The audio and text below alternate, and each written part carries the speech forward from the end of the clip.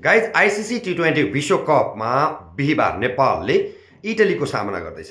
Italy पहिलोपटक विश्वकपमा खेलेको team हो र नेपालको कुरा गर्दा सन् 2014, 2024 र 2026को गरेर 3 पटक विश्वकपको अनुभव लिइसकेको टिम हो। तर हामीले इटलीलाई कमजोर सोच्ने आँट गर्नु हुँदैन, किनभने मैले इटलीका खेलाडी कस्ता छन् के छन् भनेर एउटा रिसर्च गरिरहेको थिएँ।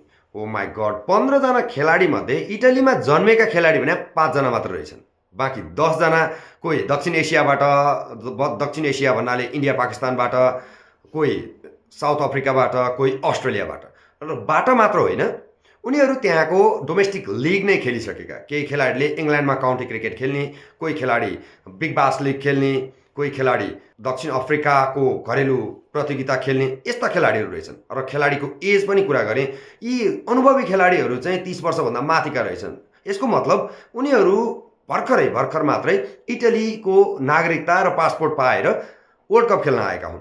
केही समय अगाडि यस्तै भएको थियो, इटली मुलुकका नागरिकको जसको पासपोर्ट चाहिँ अर्को देशको थियो र उनलाई नागरिकता दिएर 2001 को आइसिसी ट्रफी खेल्न लगेको थियो। तर यही खेलाडीको प्रकरणले गर्दाखेरि इटलीले त्यो प्रतियोगिताबाट सहभागिता नै फिर्ता लिनु परेको थियो। तर यसपटक भने इटली राम्रो तयारीका साथ आएको छ। उसले खेलाडीलाई पासपोर्ट दिएको छ, नागरिकता दिएको छ, त्यहाँ सबै सुविधाहरू दिएको छ।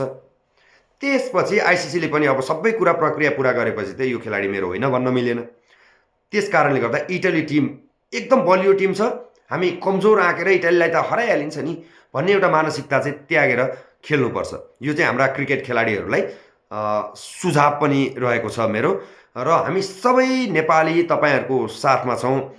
तपाईँहरूले जितेको भने हामीले जित्नु हो। तपाईँहरूले अन्तर्राष्ट्रिय स्तरमा गएर नेपालको प्रतिनिधित्व गरिराख्नु भएको छ। राम्रो प्रदर्शन गरेर हाम्रो छाती गर्वका साथ चौडा बनाइराख्नु भएको छ। तर अब मन मात्र जितेर हुँदैन साथीहरू, तपाईँहरू अब खेल पनि जित्नुहोस्। इटली विरुद्धको जितका लागि अग्रिम शुभकामना छ।